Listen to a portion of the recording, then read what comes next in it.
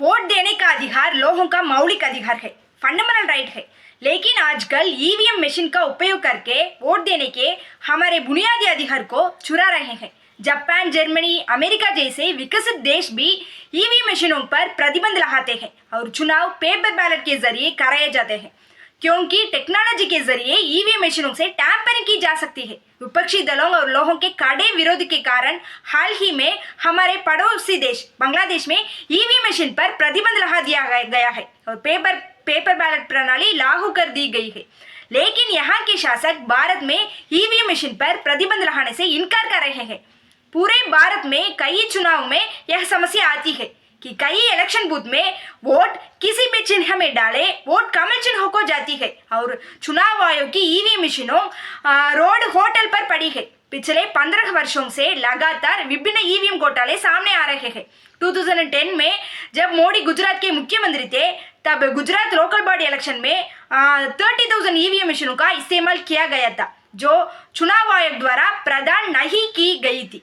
उसी प्रकार एक और बात है, भारत इलेक्ट्रॉनिक्स लिमिटेड BEL द्वारा सप्लाई की गई 9.6 लाख ईवीएम और electronic corporation of India limited ECIL द्वारा सप्लाई की गई 9.3 लाख ईवीएम मशीन गायब हो गई।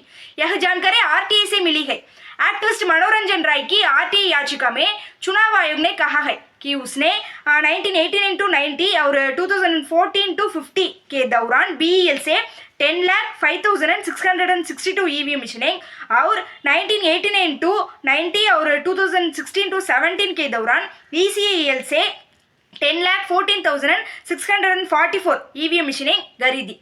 लेकिन RTI याचिका में कहा गया है कि BEL ने भारत के चुनाव आयोग को 19,69,932 ईवीएम मशीनें और ECIL ने 19,44,593 ईवीएम मशीनें उपलब्ध कराई। 19 लाख ईवीएम मशीन्स गायब हो गई।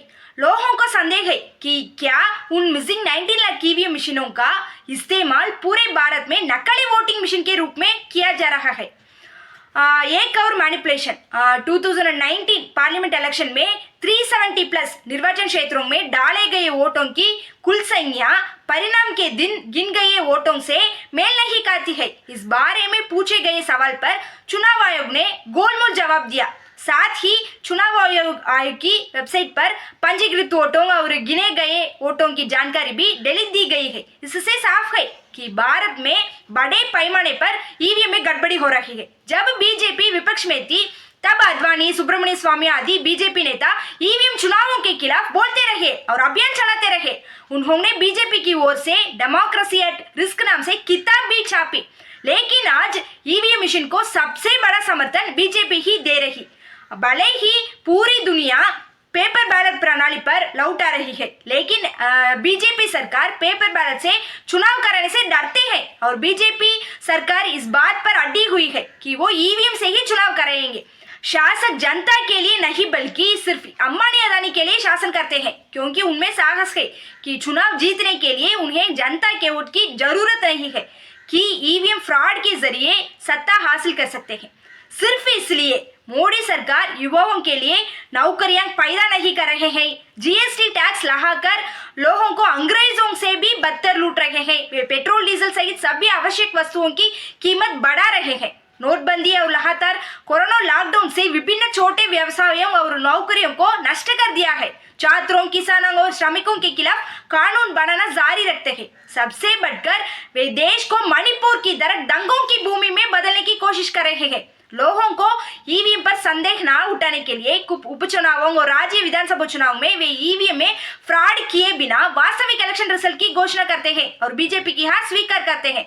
तमिलनाडु और केरला जैसे राज्यों में वहां जहां जागरूकता अधिक है, वहां बड़े पैमाने पर ईवीएम धोखाधड़ी नहीं करते हैं। वहां छोटे पैमाने पर ही ईवीएम फ्रॉड की जा रही है। लोगों की सोचना चाहिए कि बाई इलेक्शन, स्टेट इलेक्शन और लोकल बॉडी इलेक्शन में हार रही बीजेपी सिर्फ पार्लियामेंट इलेक्शन में कैसे जीती है, कैसे बड़े पैमाने पर जीती है, यह पूरी तरह से ईवीएम धांधली के कारण है।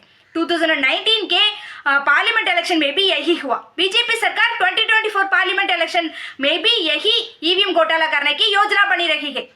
अगर बीजेपी की योजना के मुताबिक ईवीएम में धांधली हुई और बीजेपी सत्ता में वापस आई तो भारत में कोई लोकतंत्र नहीं रहेगा। इसलिए यह जरूरी है कि लोग ईवीएम पर हटाने और पेपर बैलेट से चुनाव कराने के लिए जोर की आवाज उठाएं।